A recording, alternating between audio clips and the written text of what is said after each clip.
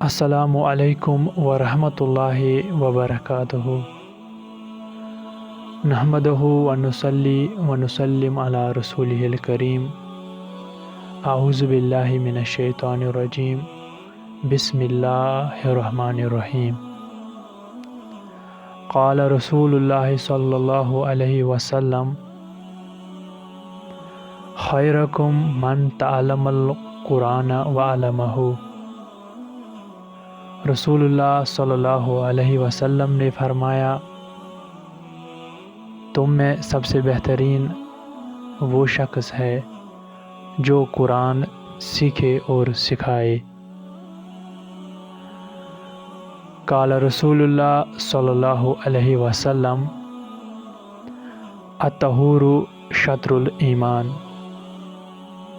رسول اللہ صلی اللہ علیہ وسلم نے فرمایا، پاکیزگی ایمان کا حصہ ہے۔